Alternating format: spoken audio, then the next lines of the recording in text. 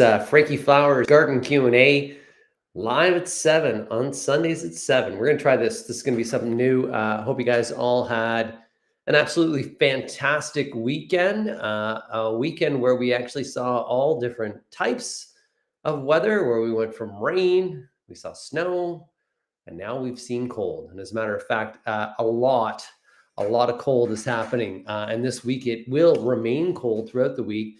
I was actually up in Horseshoe Valley for the weekend at Horseshoe Valley Resort. Finally seeing some significant snowfall there, which is some good news for those that like to ski. And indeed, my youngest son does love to ski, my oldest one as well. Wanted to really kind of talk to you a little bit about cold weather coming up as well. But a reminder, if you have any garden questions, the key that you want to do is to put it in the comment section. You can ask those questions. Hopefully you guys can hear me, that everybody can see me and everything's good. Give them thumbs up, thumbs up, thumbs up. But once again, it's great to be here on this evening. So let's talk a little bit about the cold. So what we have in Southern Ontario over the next several days is an Arctic air mass. That same Arctic air mass that we saw over through the prairies through last week, where we saw temperatures into the mid -40s. Well, starting off tomorrow morning, you're going to have temperatures in through Southern Ontario with wind chills into the -20s. So the question is, how does that affect our gardens? Well, let's talk a little bit about that with cold weather and the garden. We're going to do a little bit of a share here as well. Boom. And we're going to do present. So cold weather and the garden, of course. What's interesting about this season is, and many seasons, is we're really not having that gradual cool down. Normally what we should be seeing is we should be having fall, and then early winter, and then what we have is early spring, and then early summer and summer. However, what we're doing in what we've been seeing is even in December, mild temperatures, exceptionally mild temperatures, and now we're into the cold. So there is some benefits of cold. The key is really what we want is cold to be here and to stay around for a period of time. What that does is put frost on the ground, but also what it does is it puts all our plants into a cycle of dormancy. That cycle of dormancy is also known as sleep. So the plants go to sleep, which actually helps them really build more strength for the upcoming growing season. And all perennial plants, many deciduous plants that are in this area, all need a period of dormancy. And that's why in areas to the tropics, you don't see the same plant material as we have here. Those plants in the tropics don't need a same or similar dormancy. So we need the cold. The cold is good. The cold as well improves soil texture. Actually, the frost and thaws of winter can actually help the soil mix a little bit better, and it actually improves soil structure. So indeed, cold has some benefits. Cold will also reduce the amount of insect populations that we'll have next year. So if we didn't have cold throughout the winter season, more insects could actually overwinter, giving us far greater insect populations, and also allowing for insects normally not found in this area to actually be able to survive over winter. It also helps in the reduction of disease, but the key is snow is a must. So up through the snow belt through the weekend, there was a significant amount of snowfall that's fallen. However, where I am here, right now we have cold and we don't have any snow. Snow is an insulating factor that will shield plants away from the cold temperatures, will shield from sun, and also will help reduce the amount of moisture loss. As a matter of fact, underneath the snow, if we had a fairly significant snowbank, and let's say set 30 centimeters to 45 centimeters, underneath that snow at ground level, the temperature difference between the air temperature can be more than 10 degrees in difference. So what are the threats? The threats of cold, wet weather when we don't have snow is, of course, winter burn, which is moisture loss. That's where you see the browning. We could see fruit bud damage. So because we had that more warm period, and then that warm period actually caused some of those buds on many of the fruit trees to actually crack, and even grapes.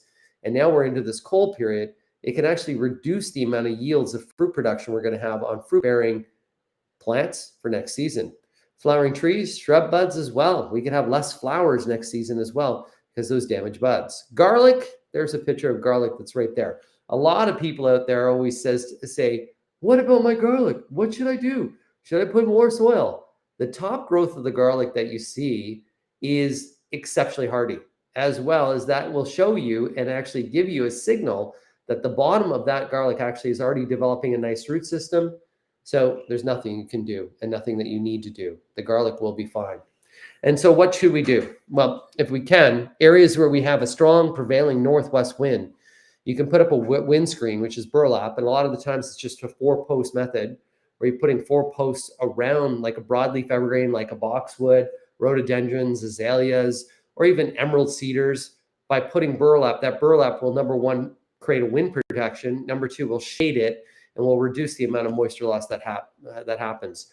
Frost heaving. You could actually, newly planted plants that you planted in the fall could actually be popping out of the ground due to the cold temperatures from going from warm to cold, warm to cold. All you have to do is just get some extra bags of soil and just put some soil around the base of them, or even put bags around the base of them. Always clear heavy wet snow or ice off branches if you can. If you had any broken stems, because we did have some wet snow, then we had some rain, then we had cold temperatures and the winds have been picking up, you want to prune those right away. And really just stay warm indoors and enjoy. Mother Nature will always correct itself, and there is a chance, and there always is a case, that some plants will indeed be stressed. So those are just some of the things about the cold that's out there and some of the information that maybe can help you and get you in the know as well. We have a couple of different comments and questions that are out there. Diane is saying to us, we now have snow in Wasaga as of today. Good to see you. There's lots of snow everywhere. Sue Pa, my good friend Sue, good evening to you as well. We received a lot of snow today in Penetangwisheen.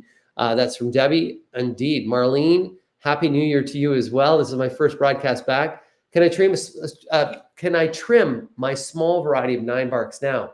If so, how much can I take off? Thank you very much. It's in dormancy.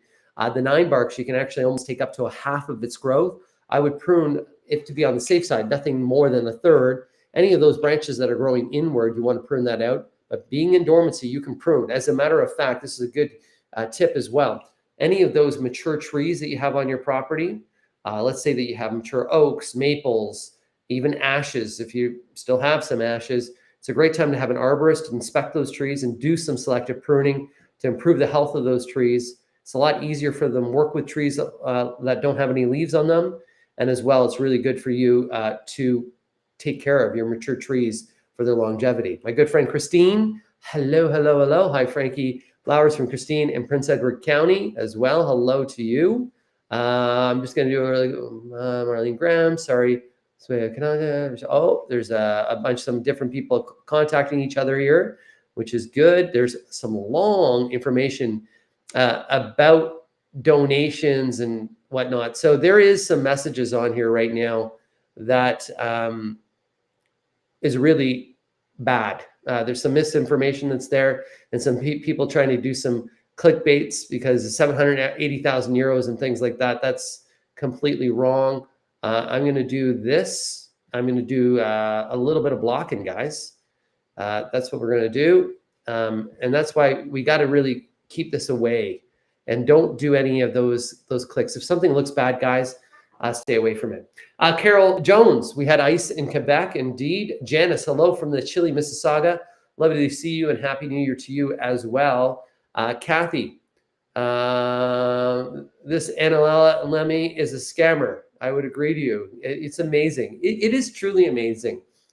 Social media gives me the aspect to broadcast to you guys here and almost have like my own little show. It's something that I always wanted with my own show, was to just really to help people, because, you know, honestly, I'm here just to try to guide you and help you all the way through. But social media, there are so many bottom feeders, I would say it. Bottom feeders that are just trying to grab the garbage and try to suck innocent people in and really cause harm and hurt to them or take advantage of them. And for those people out there that are doing it, shame on you, because karma is something that will always come back and get you as well. Penny is saying, happy 2024 to you as well. Janice, she is saying, I was in Ireland in December. Roses are still blooming in my dad's 92-year-old, he's 92, garden, and daffodils started to peek through the ground. Crazy. It has been, weather-wise this year, a crazy year, like a year unlike no other. A year where we're actually, like, we didn't have any winter until the middle of January in Southern Ontario. And it seems like this is becoming the norm. speaking with some of the snow operators in Southern Ontario, they are investing more and more in snowmaking equipment because they don't have the consistency of snow. Many of these areas where you're actually seeing them have ice rinks, well, they need refrigeration because we just actually don't have the cold that long to make ice for people to have. So it is indeed crazy, crazy, crazy. Susie is giving a shout out there too. Hi, Frankie. We got another shout out there today. Today, my puppy pulled a raspberry branch out by the roots. Yikes. If you have a raspberry cane and pulled it out by the roots, don't worry. Where there's one raspberry cane, there are many raspberry cane. We got Matthew, who's giving us a shout out here too. Did you hear about America's Most Wanted with John Walsh is coming back and is slated to begin on January 22nd, 2024. I'll have to watch that, Matthew. Sue, giving us a little comment. I had some garlic cloves from the store sprouts, so I placed them in soil indoors. As I understand, it won't produce cloves, but can I use the greens? Yes, indeed. You can use those greens. Those greens would be fantastic. You could saute them or even just put them into a salad. But 100%, you can blend them. Let's say that you're doing a hummus and you want to do a garlic hummus. You can use the fresh tops of that garlic that's now sprouting. And for sure, no problem whatsoever. Chantel from Dorchester. How do you know when birds of paradise have to be replanted? So birds of paradise tend to like themselves in a pot and they like to be pot bound. However, they do grow fairly quickly. So the best indication that your bird of paradise needs to be replanted is when you look at the root. And so you go to the pot that they're currently in, and that root, it just looks like that root ball, that pot is all roots. That's number one. And you can sometimes even see where the pot is, if it's a plastic pot, will even bulge because the roots are actually almost outgrowing the pot. That's when you have to cut the pot off. If you have roots growing out of the bottom, that's another indication. If the plant all of a sudden is not doing well, if it was doing well and then all of a sudden it's losing vigor, it doesn't look like it's doing well and it's struggling, it's the time to do repotting. Repotting right now is not ideal because we do have really short daylight hours and we've been seeing a lot of gray skies. So it's really not an ideal time to do a repotting. But into the month of March is when I would recommend doing a repotting. And make sure you use a potting soil. Miracle-Gro is a premium quality potting soil that you can use. And then you can even use a quick start fertilizer, which is a slow release. It's a fertilizer. It's a liquid fertilizer that will reduce the amount of shock that the plant will go through when you're doing that replanting. I'm looking at repotting bird of paradise into a larger pot. Is it just as easy as replaying or any tips? So when you're repotting into the larger pot as well, if it's currently in a plastic pot, sometimes you have to cut the pot off. When we go to repot, it'll be all roots. So what we want to do is we want to fray the roots. And what it means by fraying the roots is even just taking a butter knife and going around the root zone and just lightly cutting into those fibrous roots. That'll make the roots spread out. The new pot that you're putting in, it has to have drainage. So it has to have holes in the bottom so water doesn't sit. Or you would have to put some sort of drainage in the base. You can either put stone in the base, like an inch or 2 inches. You want to make sure there's an area where water can sit and the plant will not sit in water. And then we want to use a good quality potting soil. So like I said, like a Miracle-Gro potting soil, and then the quick start fertilizer is really important for you as well. So that's some good questions there. Thank you for those as well. Hello, Frankie, says Peggy. Hello to you as well. Here is somebody wanting to win.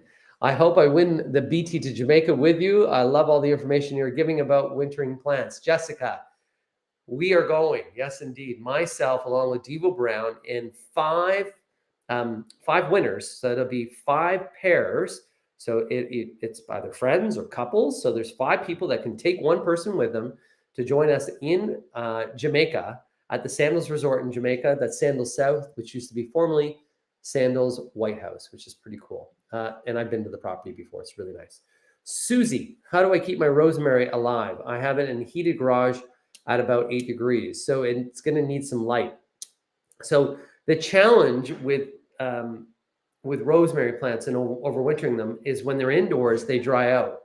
I had great success with overwintering my rosemary for like the last 3 years. This year, it just totally dried out. And it didn't sit wet too long. I don't really, I tried to do everything the same and it was about the same, but it just went sideways on me.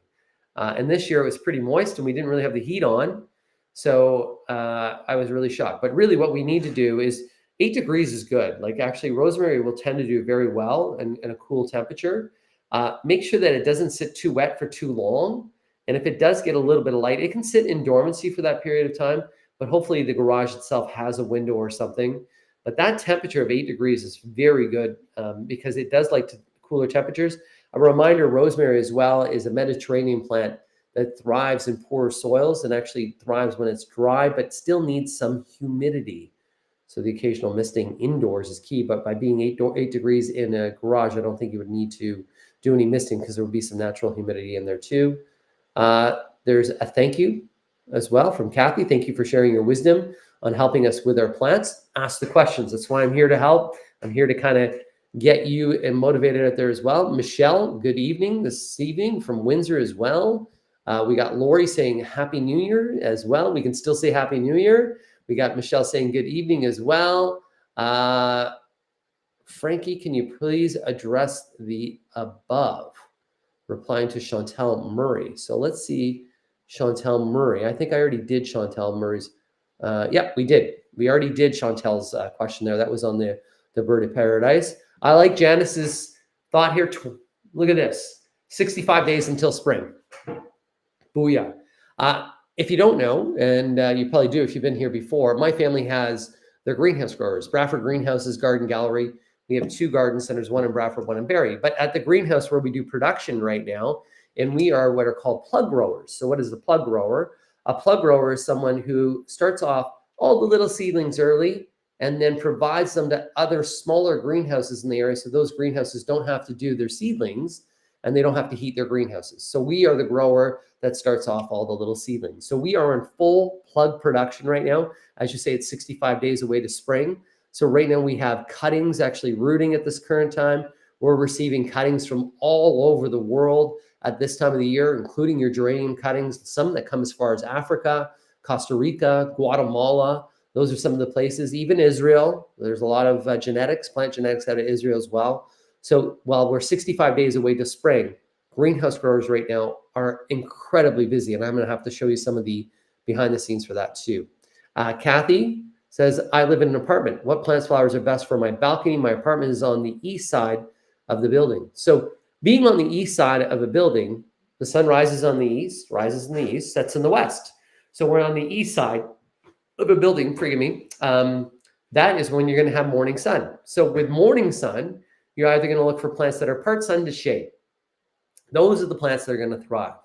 Of course, if you're thinking about your balcony, we're not going to be doing much at this time of year, but coming in spring, if we wanted to grow things that we want to eat, you could maybe get away with doing some parsley, some lettuce greens, some mesclun mix. Those are some of the things you can grow. But if you're thinking about growing tomatoes, they're not going to thrive on that because they need at least 6 hours of direct afternoon sun.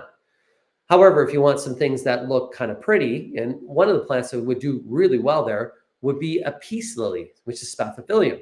The nice thing about this peace lily is you can keep it indoors during the winter months and put it out on your balcony in the later spring when we are frost-free conditions all the way through summer. And it has those big leaves that would look really good. If you're looking for something flowering with eastern exposure on the balcony outdoors, impatiens are great. Beacon impatiens are downy mildew resistant.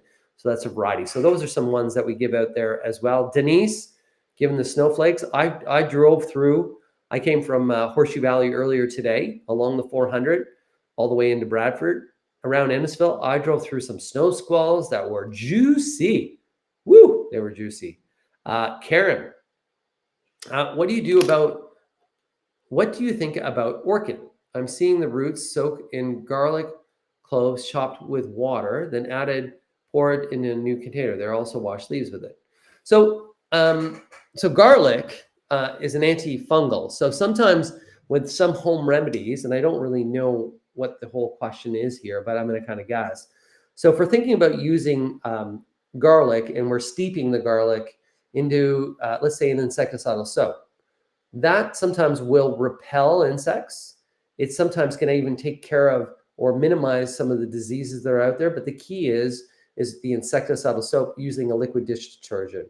My preference would be to use some of the home remedies out there You need to test and spray a small leaf first before you then spread it to others, because we want to make sure it's not going to cause harm. My go-to when it comes to an insecticidal soap per se is Bug B Gone, which is one of the ones that I kind of like. So, but garlic can be used and soaked and steeped, and that has been something that's been used for a long time. Denise asked me, how long will winter last? I'll tell you in spring. That's always I say to everybody. Hey, if somebody wants to know what winter's like, I'll tell you in spring what winter was like. Too hard to forecast. You know, we have El Nino, we have an Arctic air mass. So the reason why we're getting this cold air right now, you'll hear the talk of the jet stream. So the jet stream is what allows the air from the south to kind of come up. So when the jet stream's high above us, it actually allows all that tropical air to come up and keep us warm. So that's what we saw through Christmas and whatnot. When that jet stream sinks a little bit further south, it allows the cold air from the north to come down and that Arctic air to flow over top of us. And that's what we got right now. So the jet stream's to the south of us. And it's really that jet stream that really determines the type of weather that we have. That jet stream is pushed by the El Ninos, the warm waters that generally keep it higher. But now we actually have this vortex of cold air that's strong enough to jam that jet stream a little bit further south to keep us a little cold. We'll be cold through this week, but then I think the week following we will warm again. Jessica's asking me, what is your favorite plant? I don't have a favorite. Sometimes it changes. It's kind of like asking me what your favorite child is. I love having aloe vera inside my home because aloe vera is a plant that I can use and it looks cool. So if I have a cut, if I have a burn, I can use aloe vera. Fantastic. Just a nice traditional plant. Peace lilies inside the home. I love it because of their big leaves. I think they're super cool. Jade is a plant that gives me a little bit of prosperity if we were to look at feng shui, but even just having plants are really key. Pansies in early spring remind me of my grandfather, so I love pansies. In the summer, I love dahlias, I love peonies, I love hydrangeas, I love the big blooms. I love every type of plant that's out there. There are some ones that I don't really like poinsettias that just happen. You know, they're a hard plant to grow and they're not my favorite. Carnations, some dianthus, like dianthus pinks, which is a variety of carnation in the garden I like, but as a cut flower, I'm not a real huge fan of a carnation. So there's ones that I like more than others. That's what I'll answer for you there. Hi, Frankie. I put my canna lilies downstairs in a big bucket. Went down today and they're 2 feet tall. Oh, no. So just, you can leave them be, or what you can do is you can start to pot them. It'd be neat to see a picture of them, Peggy. So Frankie at frankieflowers.com, Frankie at frankieflowers.com. We'll see if we can do some divisions. We can see but you may even want to pot them and just put them in bright light. Probably sitting too warm so that, you know, when you're sitting a canna lily and we're overwintering canna lily, you want to put it into a cool, dark, dry space. So generally a cantina or a fruit cellar is really good for that. It has to stay above freezing, but by being cool, almost like refrigerated, it actually goes into dormancies and stays dormant. So most likely that canna lily was put in a room that's a little bit warm, maybe had some light, or there was some moisture that was still there, and boom, it sprouted. Donna Langford, I know the Langford family quite well here in the Bradford area. Wondering how your columnar maple trees are doing, going to plant some this spring for privacy. Any tips and thoughts? So I have mine are, which is the Autumn Glory. They're the Autumn Glory, which is Acer rubrum columnar maple. So they give you a really nice fall color. So if you're looking for a columnar maple, look for varieties that have a really nice fall color. Really key. Any tips? Nice big planting hole. So when you're going to plant them, you want that hole that you're planting them to be almost twice as wide as what the root ball of that maple will be, because we want to put good soil in that. If you have a clay-based soil, we almost want to plant it a little higher than ground level so that's not going to sit in there and sit wet. Use a Quick Start fertilizer, which is the one that's going to reduce the amount of stress. So Quick Start by Miracle-Gro, fantastic stress-reducing fertilizer, and then keep them well watered after planting. Spring is a good time to be planting them, and fall is as well. We got another question here from Ariel. My hibiscus is looking sad since I brought it in. Is that normal, or should I be doing something different? It can look sad when you bring it in. Just make sure that it dries out in between waterings. If it's been sitting wet too long, it will be sad. You can prune it back by a third. Sometimes that'll stimulate some growth to happen. It should be in a west or south facing room. that has good windows, because that'll give it the most bright light. Doesn't need to be right beside the window, but just needs to be in a room that has good windows facing west and or south, so it's going to have good bright light. It could be sad because we have been gray. We have not seen any light whatsoever. So if you did have a full spectrum light, that you can buy them even on Amazon and whatnot, an LED light, those guys there are fantastic to actually help stimulate some growth on them as well. But yeah, I wouldn't worry too much. Just don't keep it too wet for too long. Chantel is saying, very helpful. Thank you. No, thank you as well. That's out there.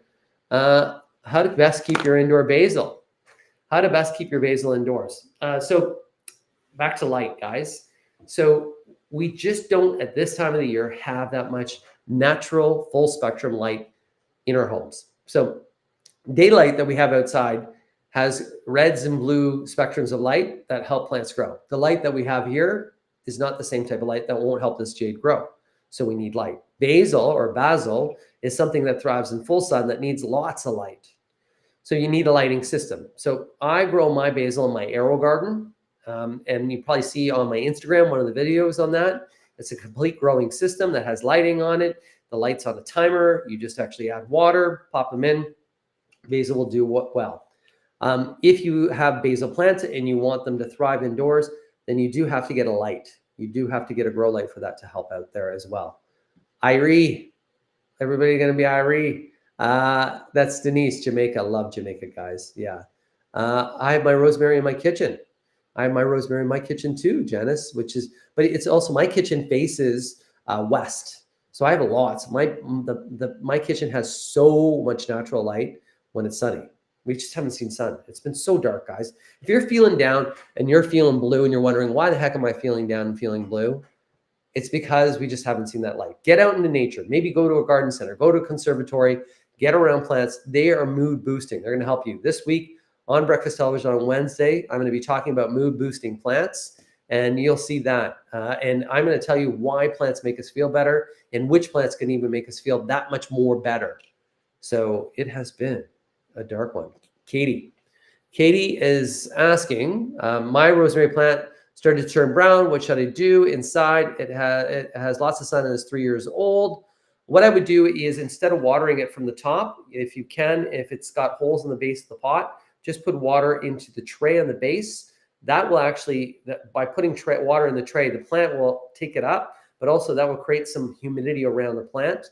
It's probably that it's drying out because of the humidity. So I would give it an occasional misting as well, and make sure that it's not sitting too wet for too long, because they will drown. Those roots will drown. So the only thing that I would do, and what I do with my rosemary, is, once again, and this year I've had some challenges, just to be very truthful. So I have it in its pot, which has holes in the base, and then I have a big plate underneath it. All I do is put water in the plate.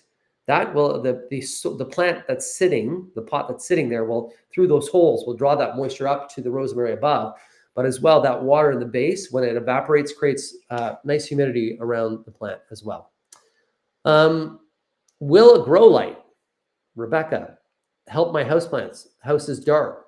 A grow light will help houseplants, but the key is you'll maybe want to put it on a timer, because you don't want it on all night. And usually you really just want it on for like a 6 to 8 hour period. That's it. There are many different grow lights that are out there, but when you're going to buy a grow light now, get an LED grow light, because they burn way more efficient in terms of electricity use, and they're cool. So they won't be too hot and they won't cause any danger in your home.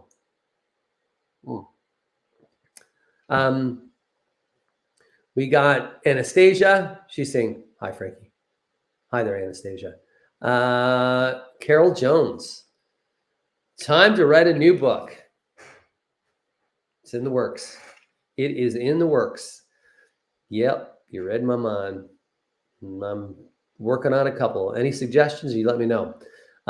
We got another woo woo woo. Hi, Frankie. Yes, 65 days till spring. Woo woo woo woo. We got Janice saying, start the car to Bradford. Best spot, best inspiration. Better than going to the casino. LOL. Yes, indeed. That one-armed bandit. I always say the lights in a casino weren't built by winners. All those lights represent somebody that had a bad day.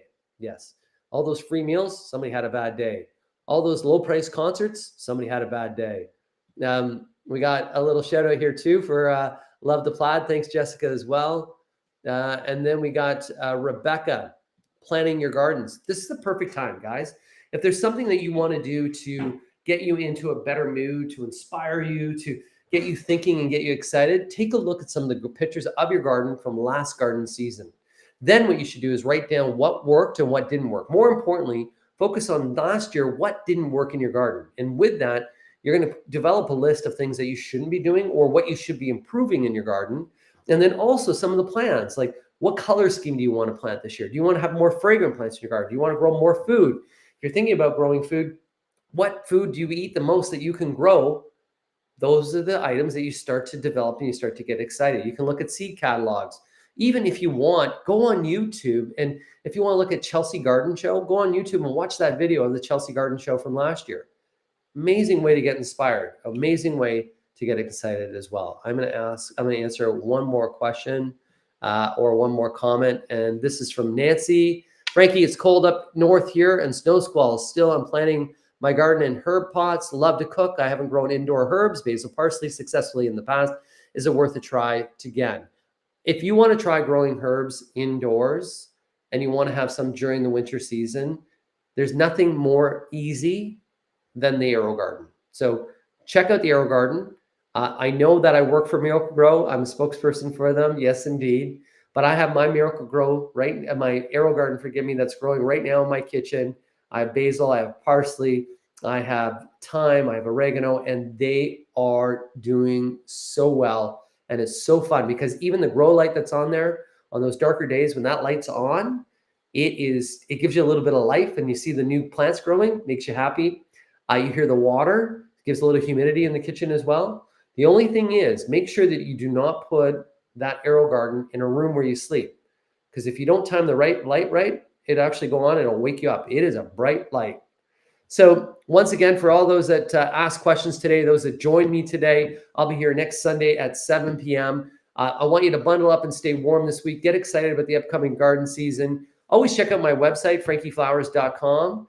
You can email me, frankie@frankieflowers.com. You can see me Monday through Friday on Breakfast Television, City TV's Breakfast Television, from 6 a.m. to 10 a.m. in the mornings. I'll see you there live tomorrow morning, give you an update on your weather forecast, and maybe throw a smile on your face as well. Be good, be happy, and a reminder, stay dirty. Yeah. Not too dirty, though. Like dirty's in garden, not the other dirty.